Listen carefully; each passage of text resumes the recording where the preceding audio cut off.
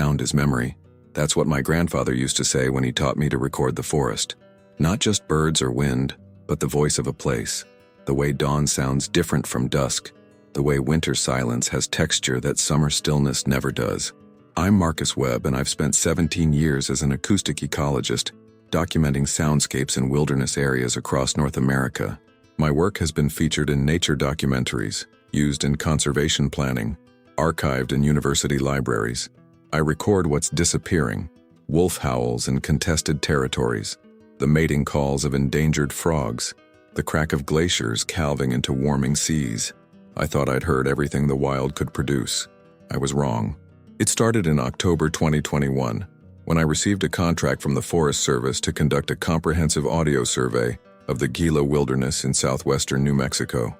3 million acres of high desert, pine forests, and canyons so remote that some sections go years without human visitation. The assignment was routine: document baseline acoustic conditions before a proposed telecommunications tower installation.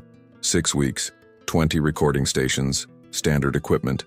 I'd done dozens of similar surveys, but the Gila had a reputation. The old-timers in Silver City, the town where I staged my equipment, warned me about it. Strange place, one former ranger told me over coffee. Things happen up there that don't happen other places. You hear things, see things. I smiled politely and didn't take notes. I was a scientist, not a folklorist. The first 3 weeks were standard. I recorded elk bugling, Abert squirrels chattering, the percussive drilling of acorn woodpeckers, coyotes, wind through ponderosa pine, the occasional black bear crashing through undergrowth. Then, on November 4th at Station 17, a remote canyon site accessible only by a 4-hour hike, my recorder captured something else. At 3:47 a.m., in a forest that should have been silent except for the rustle of nocturnal rodents, my equipment picked up a vocalization unlike anything in my reference library. Deep, resonant, complex, with harmonic structures that suggested a vocal apparatus I couldn't identify. I listened to it 17 times that first night, running it through every analysis tool I had: spectrogram, frequency analysis, comparative databases of every large mammal in North America.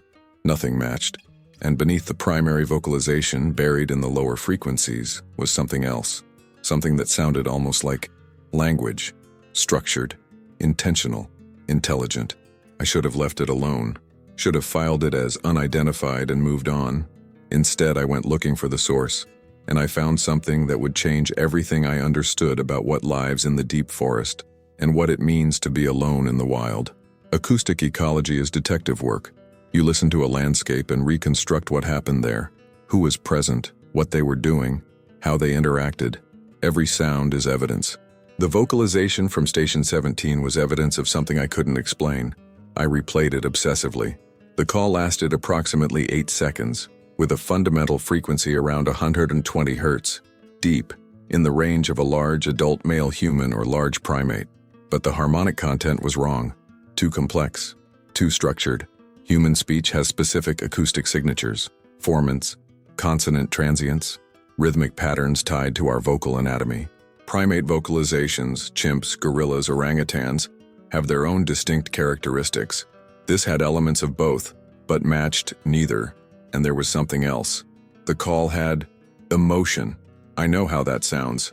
Anthropomorphizing animal vocalizations is a cardinal sin in my field, but I'd spent nearly 2 decades listening to animal communication, and this wasn't instinctive signaling. There was inflection, variation, the kind of modulation that suggests intent, not reflex. I pulled up my maps and studied Station 17's location. It was positioned in a box canyon about 12 miles from the nearest trail, in a dense stand of old-growth ponderosa and Douglas fir.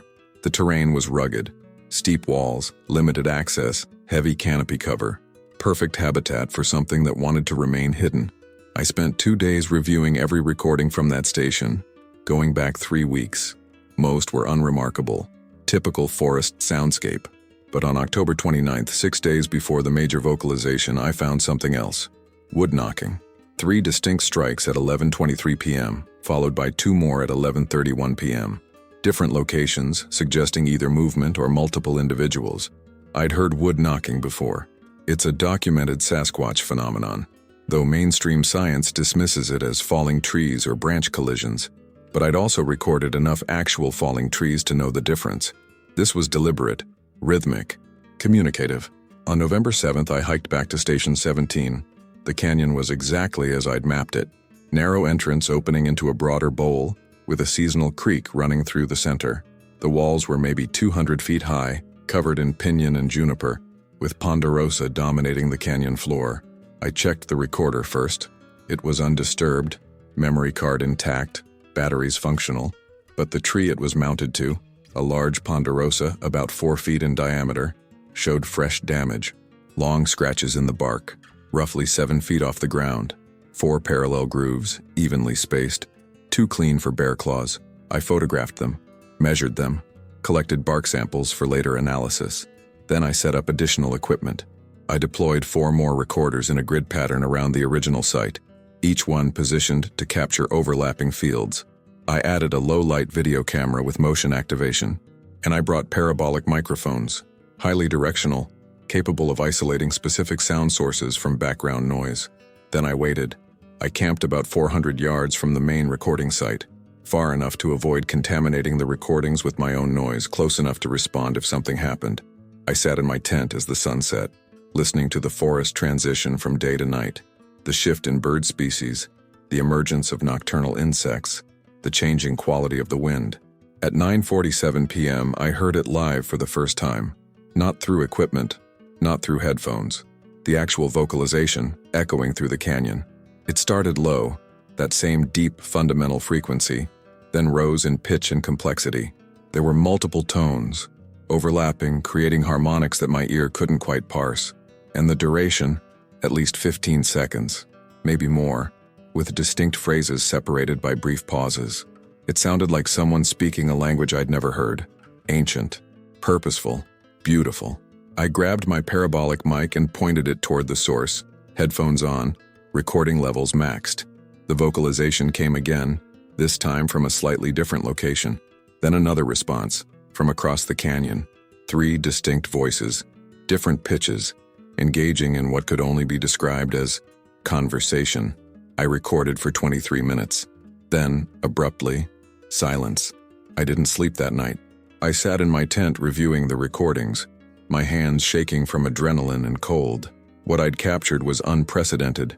Multiple unidentified vocalizations, clearly communicative, with acoustic properties that didn't match any known species. This was career-defining evidence, publication-worthy, the kind of documentation that would finally force mainstream science to take Sasquatch research seriously. But as I listened to those voices, because I couldn't think of them as anything else, I felt something unexpected. Guilt. These beings, whatever they were, had been having a private conversation, and I'd eavesdropped, recorded them without consent. I was preparing to expose them to a world that would dissect every sound they made, analyze every phoneme, reduce their language to data. I thought about indigenous communities fighting to keep their sacred languages from being recorded by linguists, about the ethical debates in anthropology around documentation versus exploitation, about the fundamental question, does the pursuit of knowledge justify the violation of privacy?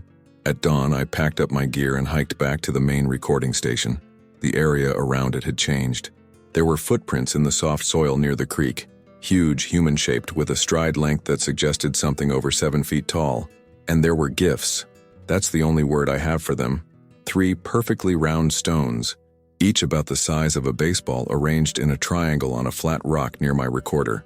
And in the center, a bundle of pine needles, woven into an intricate pattern that looked almost like writing. They knew I was there. They knew I was recording. And they'd left me a message I couldn't read.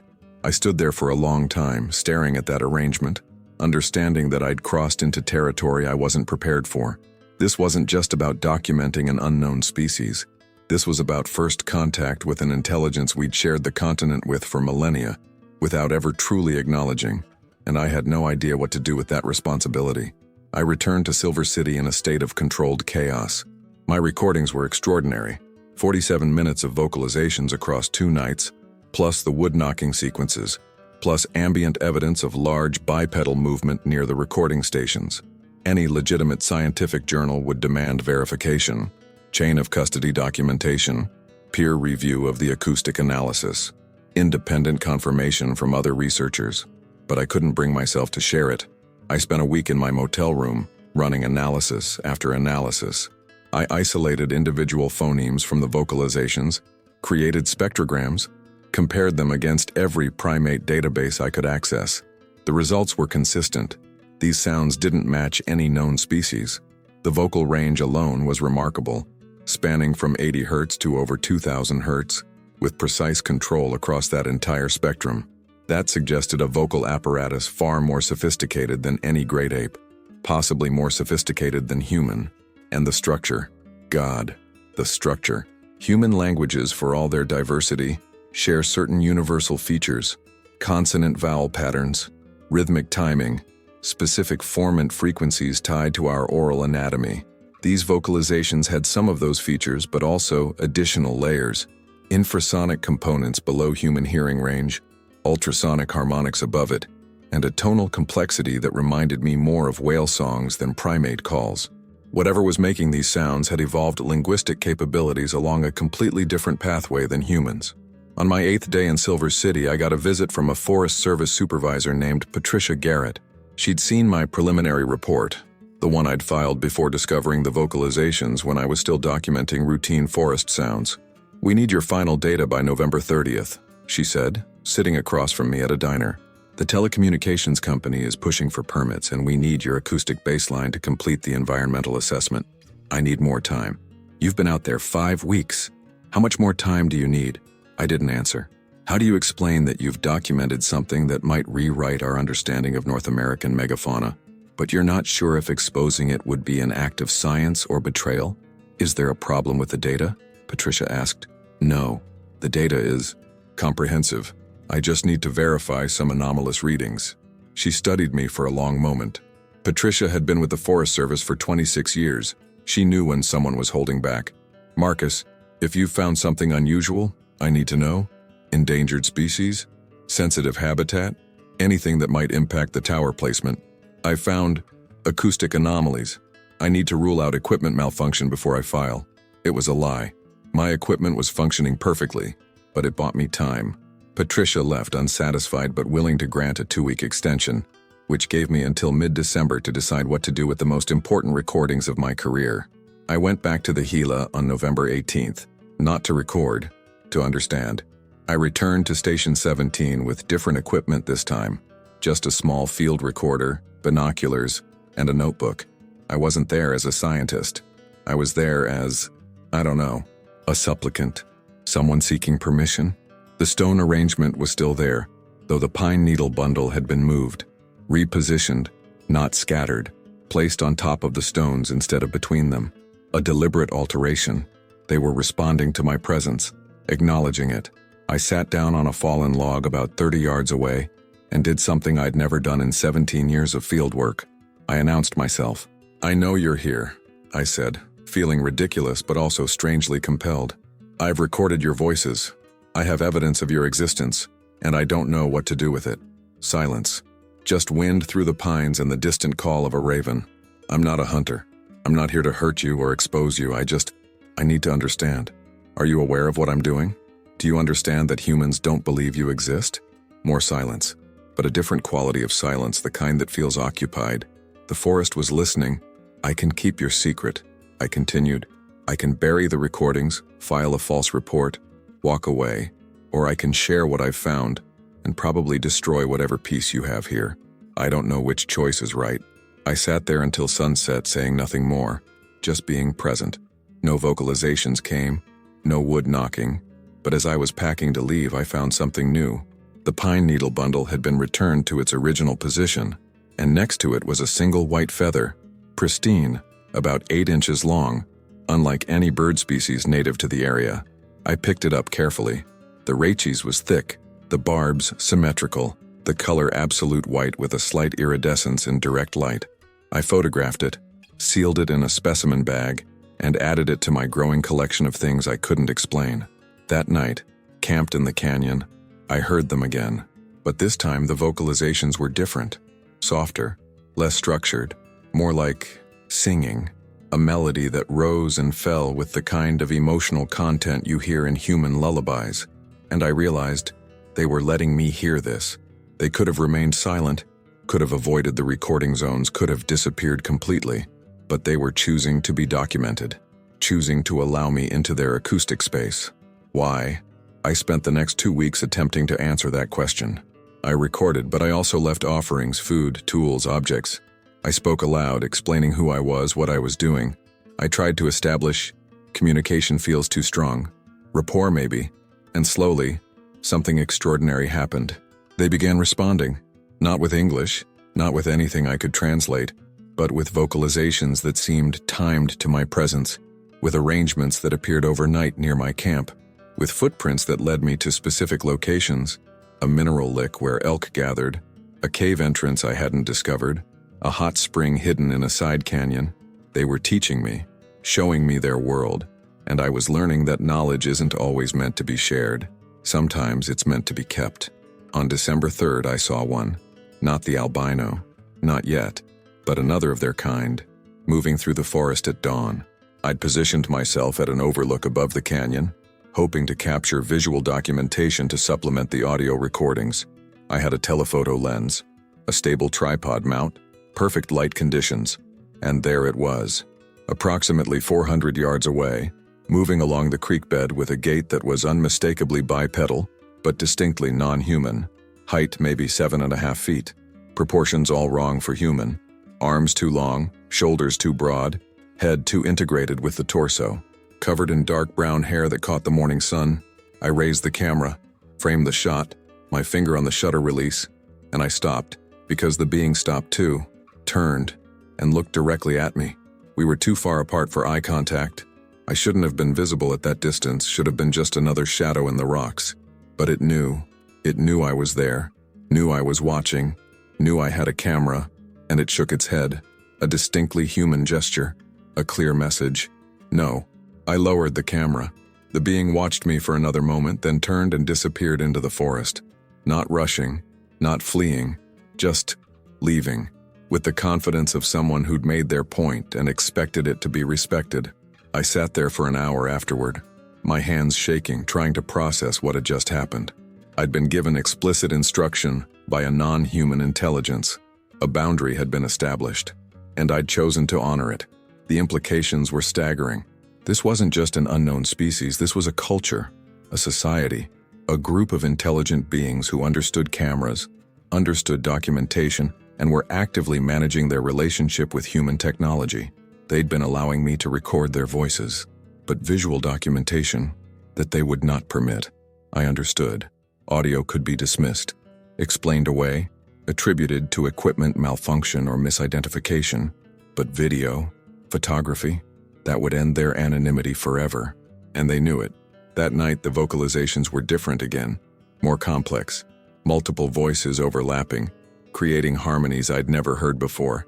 And then, around 10:30 p.m., something new, a voice unlike the others, higher pitched, clearer, with a tonal quality that was almost crystalline. The albino. I was certain of it, though I hadn't seen it yet. The acoustic signature was too distinct, too unique. This was the voice of someone, something, different from the others. I recorded for 37 minutes. The albino's voice wove through the others, sometimes leading, sometimes responding, always distinct. And the emotional content, I can't describe it adequately. There was something ancient in that voice, something that sounded like memory, like sorrow, like wisdom accumulated over a lifetime I couldn't estimate. Near the end of the recording session, the albino vocalized alone. The others had gone silent, leaving just that single crystalline voice echoing through the canyon. And I swear, it was singing. A melody with repeated phrases, with variation and development, with the kind of structure you'd find in composed music, not animal calls. It was art. I sat there with tears streaming down my face, listening to this impossible being create beauty in the darkness. And I understood why every culture has stories about forest spirits and wild gods. This was transcendent. This was sacred. And I had it on a digital recorder, ready to be analyzed, dissected, published, turned into data. I thought about deleting it. Right then. just formatting the card and ending the ethical nightmare I'd created. But I couldn't. The scientist in me, the documentarian, the part of me that believed in the value of knowledge, that part wouldn't let me destroy evidence this profound. So I made a different choice.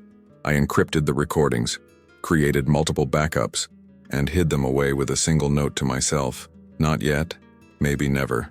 The next morning, I returned to the stone arrangement, and there, standing beside it in full daylight, was the albino. I saw it for less than 5 seconds, just long enough to register white fur, red eyes, massive frame. It was examining the arrangement, adjusting the stones with fingers that moved with shocking dexterity. Then it sensed me, turned its head slightly, and melted back into the forest. But in those 5 seconds, I'd seen enough. The albinism was complete. Pure white fur, no pigmentation except those haunting red eyes. A genetic anomaly among its own kind, which probably made it even more rare, even more vulnerable. And its hands. God, its hands. I'd seen the dexterity, the precision. Those weren't paws adapted for grasping. Those were hands built for manipulation, for tool use, for creating the kind of arrangements I'd been finding. This was a being capable of symbolic thought, abstract reasoning. Art and I had recorded its voice, its unique, identifying, irreplaceable voice. If I published this, I wouldn't just be exposing a species. I'd be exposing an individual, someone who could be tracked, identified, targeted, someone whose albinism would make them a trophy, a prize, the ultimate cryptozoological specimen. I packed up my equipment that afternoon, not just from the canyon, from the entire project. I hiked back to Silver City and called Patricia Garrett. "I'm withdrawing from the contract," I told her. "What?" "Marcus, we're 2 weeks from deadline. I know I'll refund the remaining payment, but I can't complete this survey." "Why not? What happened out there?" "I found something, and I can't expose it." "I'm sorry." She tried to argue, threatened breach of contract, demanded explanations, but I held firm. Eventually, she gave up. The Forest Service would hire another acoustic ecologist, someone who would document the standard soundscape and file a clean report, someone who wouldn't hear what I'd heard, someone who wouldn't understand what I'd been asked to keep secret. I thought it was over. I thought I'd made my choice and could walk away clean. But 3 days later, I received a package at my motel. No return address. Inside was a flash drive and a handwritten note in shaky, uncertain letters. "Please help. They're hunting it." The flash drive contained amateur video footage, shot on a phone, badly lit but clear enough to make my blood run cold. It showed a group of men, 4 of them, with hunting rifles and trail cameras, setting up what looked like a blind near the entrance to the box canyon. One of them was reviewing a printout photo, and even through the blurry video, I could make out what it showed. A white figure among trees. Someone else had photographed the albino, and they were hunting it. The timestamp on the video was December 5th, 2 days ago, which meant they were there right now, in the canyon, setting up to kill the most unique being I'd ever encountered. I stared at the note. The handwriting was crude, like someone who didn't write often or who'd learned late. But the sentiment was clear. Someone else knew. Someone else was trying to protect them. I called the number written at the bottom of the note. An old man answered, his voice gravelly, cautious. "You got my package," he said. "Not a question. Who are you?" "Name's Calvin Reese. I used to work fire patrol in the Gila back in the 70s and 80s. Saw my first one in 76. Been watching over them ever since." "How many are there?" "In that canyon? Maybe 6, 7. Used to be more. But hunters, habitat loss, inbreeding, they're disappearing. And that white one? She's the last of her bloodline. Her mother was albino too. Died maybe 10 years back. The albino was female. The men in the video, who are they? Trophy hunters. Rich assholes from Texas who found out about her from some crypto hunter forum. Someone posted a description, and now they want the head mounted in their game room. They got permits for elk and bear, but that's not what they're after. You've been protecting them for 40 years. Best I could. Left false trails. Scared off hunters. Filed fake sighting reports in other areas. But I'm 83 years old, son. I can't hike like I used to. Can't monitor like I should. And now," his voice broke, "now they found her, and I don't know how to stop it." I made a decision in that moment that would define everything that followed. I'm going back tonight. I'll stop them. How? I don't know yet, but I have to try. I gathered my equipment, not recording gear this time, but tools, a satellite phone, emergency flares, my truck keys. I wasn't sure what I was planning, but I knew I couldn't let this happen. The drive to the trailhead took 2 hours. I hiked through the night, using a headlamp, pushing myself harder than I should have. By dawn, I was approaching the canyon entrance. The hunters' camp was easy to spot. 3 tents, a propane stove, equipment scattered around a fire pit. The men were still sleeping. I crept past, moving toward the canyon. That's when I heard it. Gunfire. 2 shots, echoing off the canyon walls. I ran, crashed through undergrowth, stumbled over rocks, abandoned all pretense of stealth. I reached the creek bed just in time to see one of the hunters raising his rifle, aiming at something in the trees. "No!" I shouted. He spun, startled. "Who the hell are you?" "Forest Service," I lied. "This area is closed. You're in violation of..." "Bullshit. We have permits." "Not for that." I pointed at what he was aiming at. "That's an endangered species. Killing it is a federal crime." He laughed. "That's Bigfoot, moron, not a protected species, doesn't even officially exist." "Then you won't mind if I call the authorities and we sort it out together." I pulled out my satellite phone. He grabbed for it, and we struggled. The phone fell and he shoved me backward. I went down hard, hitting my head on a rock. When my vision cleared, he was walking away, rifle raised again, tracking something through the trees. I saw her then, the albino. She was injured, blood staining her white fur, limping badly. She was trying to reach the cover of denser forest, but the hunter was faster, more equipped, more experienced at killing. He raised the rifle, took aim, and I did the only thing I could think of. I triggered every recording device I had, full volume, playing back the vocalizations I'd captured. Her voice, her family's voices, the songs and calls and conversations of her people. The sound filled the canyon, echoing, amplifying. A chorus of voices that froze the hunter in place, and from the forest answering calls. Real ones. The rest of her family, responding to what they thought was her distress. The hunter turned, saw shapes moving in the trees. Large shapes, multiple figures, converging on his position. His face went pale. What the fuck? He ran, crashed back toward camp, shouting for his companions. I heard engines starting, vehicles leaving in panic. They were gone in minutes. I turned off the recordings. The forest went silent, and there at the edge of the clearing, barely visible among the shadows, I saw her, the albino, watching me. Our eyes met, and in that moment I saw something that transcended species, that bridged the gap between human and other. Gratitude. She turned and disappeared into the forest, moving better now, supported by others of her kind who'd emerged from hiding. I stood there alone, my equipment scattered around me, my hands shaking, understanding what I'd just done. I'd weaponized their voices, used their most intimate communications as a tool, exposed them to protect them, and I had no idea if I'd made things better or worse, because now the hunters had seen them. Multiple individuals, moving with coordination, responding to calls, acting with intelligence. The secret was no longer secret, and I was responsible. The hunters didn't report what they'd seen. I learned this from Calvin 3 days later, when he called to tell me the camp had been abandoned, equipment left behind in their panic. "They're not talking," Calvin said. "I got a friend in the sheriff's department. No reports filed. They just packed up and left town. They saw her. They saw multiple individuals. Why aren't they talking? Because admitting they saw Sasquatch makes them sound crazy, and admitting they were trying to hunt one, that makes them look like assholes. They're keeping quiet to save face." It was a temporary reprieve, but the photo still existed somewhere. The video footage, the knowledge that an albino specimen was in the Gila wilderness. Eventually someone would come back, better prepared, better equipped, more determined. I returned to the canyon on December 12th, not to record, not to observe, to apologize. I didn't know if they'd understand, didn't know if they could comprehend human language or if our communication had been entirely one-sided, but I needed to try. I found the stone arrangement again.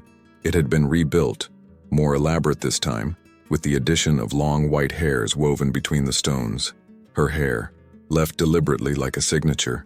I sat down beside it and spoke quietly. "I used your voices without permission. I exposed you to stop someone from killing you, but that doesn't make it right. I violated your privacy, your trust, and I'm sorry." No response, just wind and the distant sound of water. "I have all the recordings, your voices, your songs. Everything. And I want you to know, I'll never publish them. I'll never share them. They're yours, not mine. I pulled out the hard drives from my pack. Every recording I'd made in the canyon, encrypted and backed up. I'd brought them here to prove my intent. I'm going to leave these here. If you understand what they are, you can destroy them. If you don't, they'll degrade naturally. Either way, they won't reach the world. I placed the drives on top of the stone arrangement. Then I pulled out one more thing, the white feather I'd found weeks ago. Thank you for this. Thank you for letting me hear you. It changed my life, changed how I understand consciousness and intelligence and what it means to share a planet with other minds. I placed the feather back among the stones. I hope you survive. I hope your family grows. And I hope the world never finds you because we destroy what we don't understand. I stood to leave, and that's when I heard it. Soft, close, right behind me. That crystalline voice, the albino's voice. I turned slowly, hands visible, non-threatening, and there she was, maybe 20 feet away, standing at the forest edge. She was magnificent, even injured, even vulnerable. There was a dignity to her presence that made me want to weep. The white fur caught the afternoon light like snow. The red eyes held intelligence I couldn't quantify, and her posture, upright, confident, aware, spoke of a being who knew exactly what she was and what she represented. She made a sound, not the singing I'd recorded, something different, shorter, almost like a word. I didn't move, barely breathed. She gestured, a sweeping motion with one long arm, indicating the forest behind her. Then she pointed at me, then at the forest again. An invitation? A warning? I wasn't sure. She made the sound again. Then she turned and walked into the trees, moving slowly enough that I could follow at a distance. I followed. She led me deeper into the canyon, to areas I'd never explored. We walked for maybe 30 minutes, her always ahead, always visible, moving with a grace that seemed impossible for something her size. Finally, we reached a clearing I'd never seen before, and in that clearing, I understood why she'd brought me. There were 6 of them, her family, including 2 juveniles, small and curious, watching from behind adults. One large male, probably the father, stood protectively between me and the group, and beside him, an elder, gray-furred and moving stiffly with age. They were letting me see them, all of them, making themselves visible in a way they'd never allowed before. The albino vocalized, a complex series of sounds directed at her family. Then she turned to me and made a different sound, softer, almost gentle, and I understood. She was showing me why my recordings mattered, why the knowledge of their existence had to be protected. This wasn't just about her, it was about these juveniles, about future generations, about a family trying to survive in an ever-shrinking wilderness. If the world knew they existed, these young ones would never know peace, would never have the chance to grow up wild and free. They'd be monitored, studied, managed, turned into conservation subjects rather than independent beings. The male approached. I tensed, but he wasn't aggressive. He was carrying something, a bundle wrapped in bark. He set it down at my feet, then backed away. I knelt, carefully unwrapped it. Inside were items I'd left as offerings over the weeks. The apples, now dried, the tools, carefully arranged, and something new, a small carved figure, roughly humanoid, made from wood and polished smooth. It was a gift, a reciprocal offering, acknowledgement that our exchanges had been recognized, valued, understood. I picked up the carving carefully. It was remarkably detailed. I could see individual fingers, facial features, even what might have been clothing. This wasn't primitive art. This was sophisticated craftsmanship. "Thank you," I whispered. The albino vocalized again, the same sound she'd made earlier, and this time, I thought I understood it.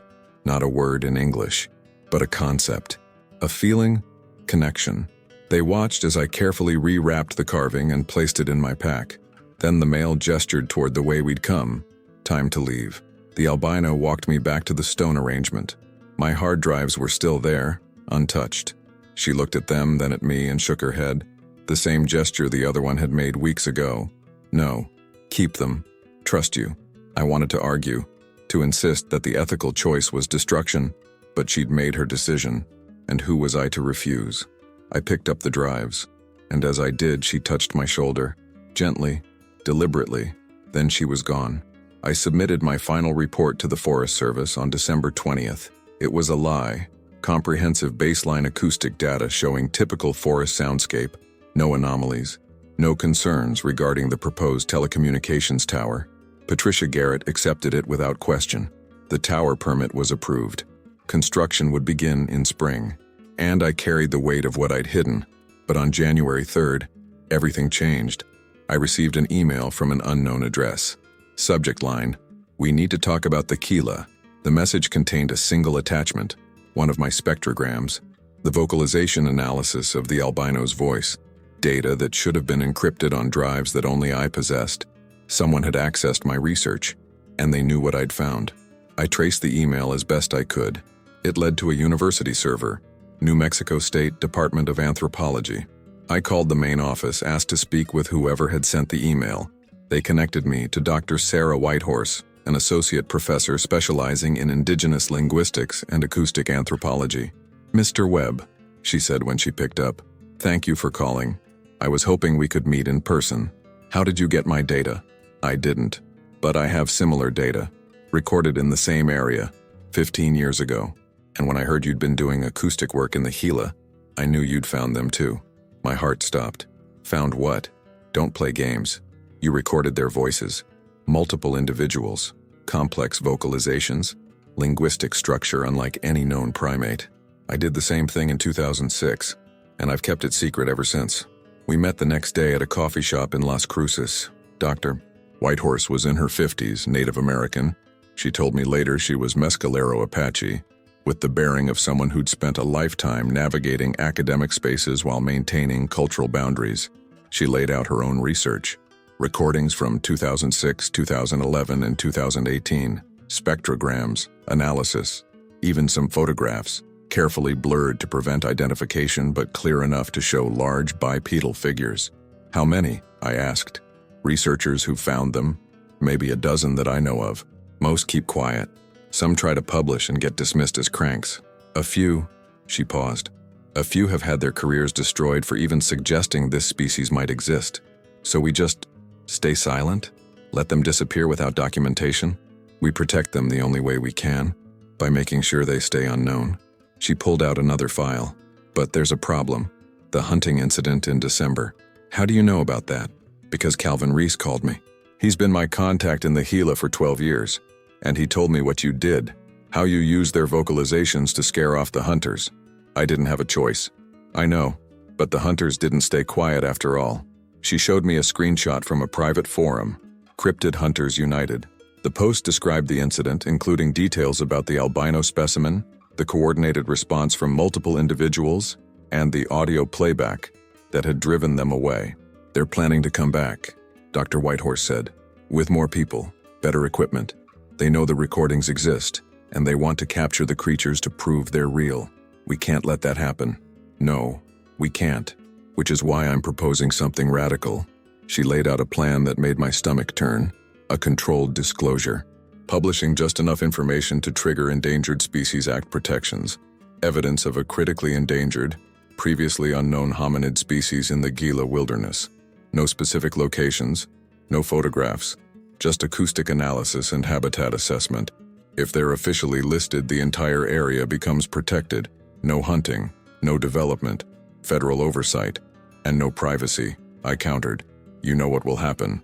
Research teams, monitoring programs, attempts to capture specimens for genetic analysis.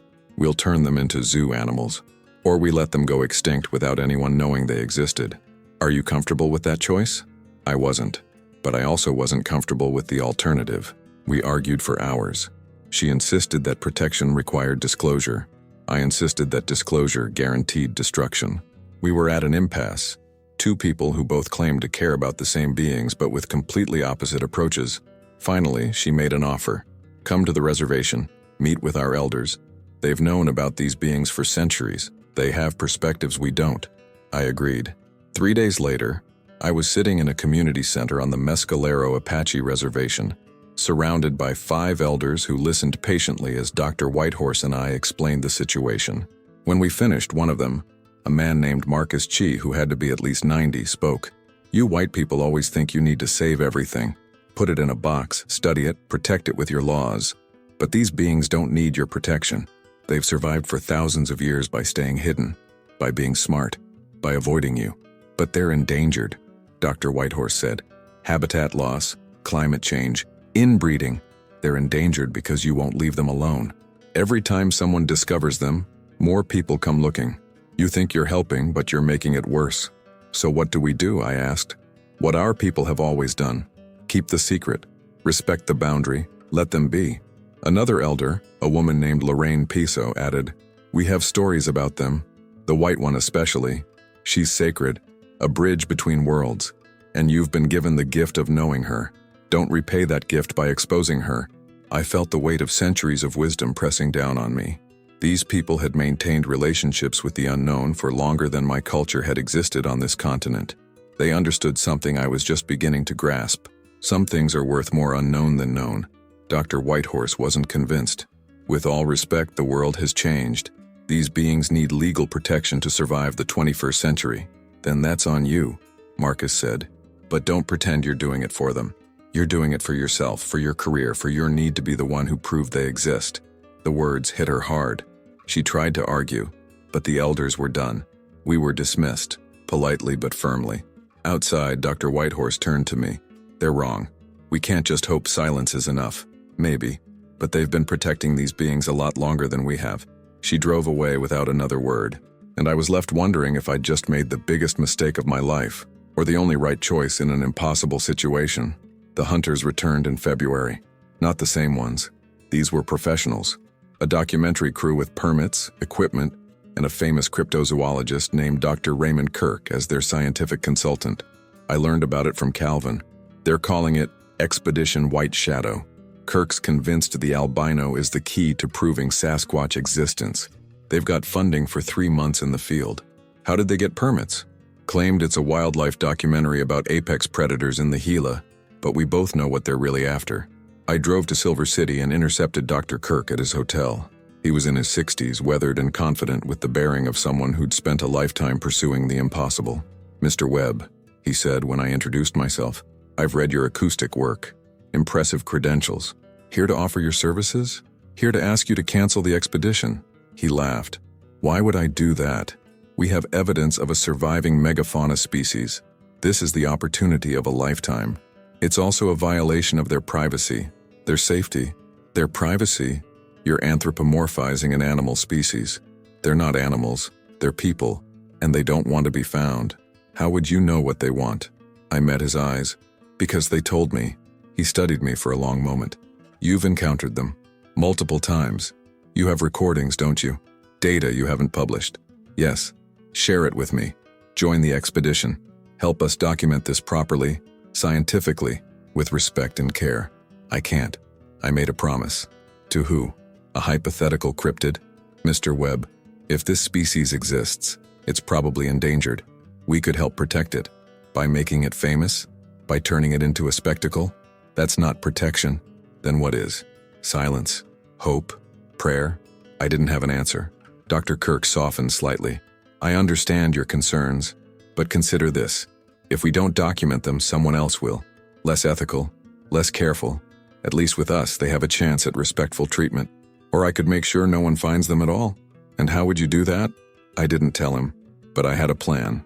That night I hiked back to the canyon. I found the albino's family at the clearing. They'd stayed probably because the hunting season was over and they felt temporarily safe. I approached carefully, making my presence known.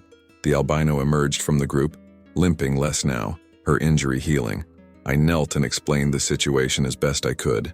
A new group, more people, better equipment, coming to find her specifically because of her unique appearance. You need to leave, I said. Find somewhere else. Somewhere they can't track you.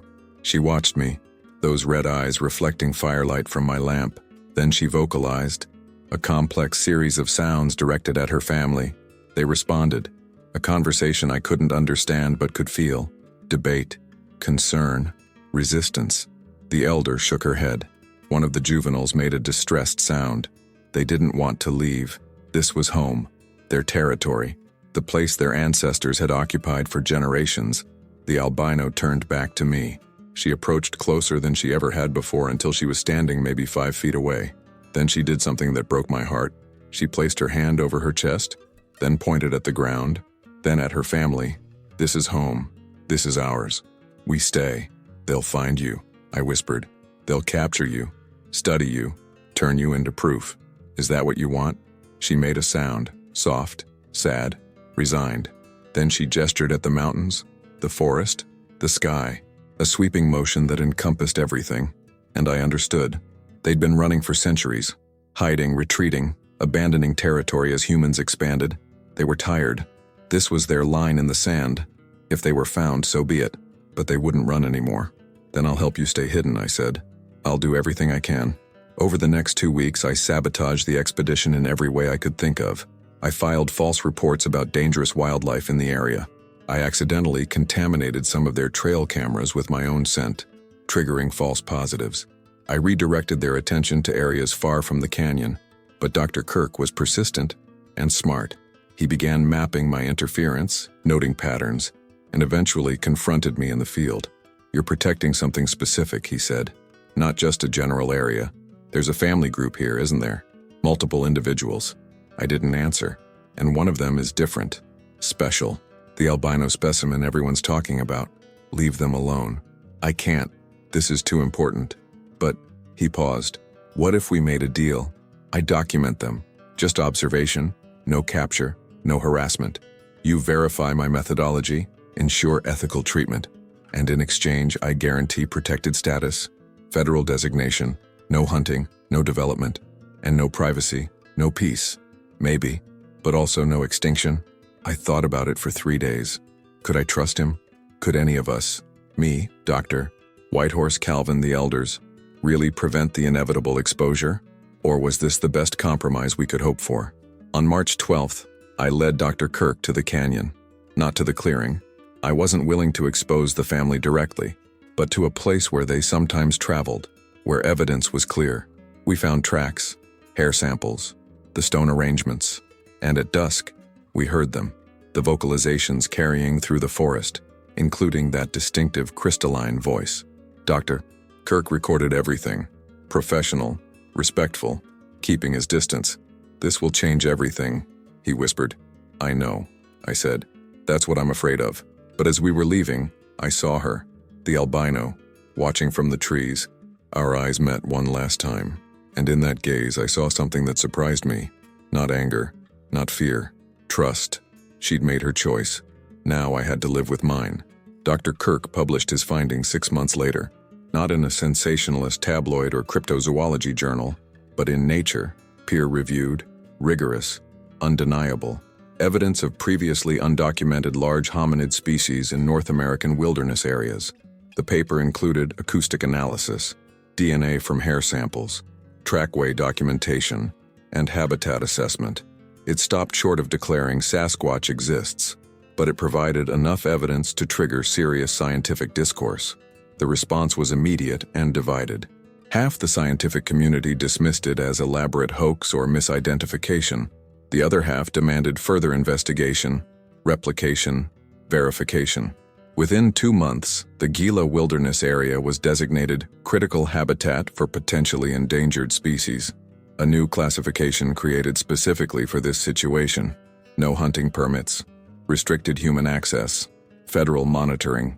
The albino and her family were officially under protection, but they were also under observation. And I had to live with the knowledge that I'd been part of making that happen. Dr. Whitehorse called me the day after the publication. "You helped him." I tried to find a middle path. Protection without exploitation. There is no middle path. They're either hidden or they're known. You chose to make them known, and you wanted to do the same thing. But I didn't. In the end, I chose silence. You didn't. She hung up. We haven't spoken since. Calvin died 3 months later. Heart attack, quick and painless. At his funeral, I learned he'd been leaving supplies in the canyon for 47 years, protecting them, keeping their secret, and I'd undone all of it in one decision. The research teams arrived in the spring. Not hunting parties, scientists, anthropologists, primatologists, geneticists.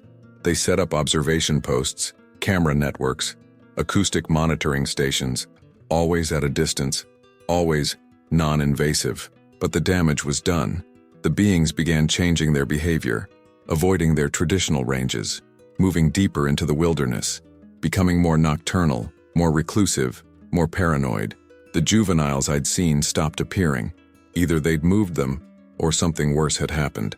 I returned to the canyon in July, 1 year after first recording the albino's voice. The stone arrangements were gone. The trails showed no signs of recent use. The forest felt abandoned. I sat at the old site and played back the recordings. That crystalline voice singing in the darkness.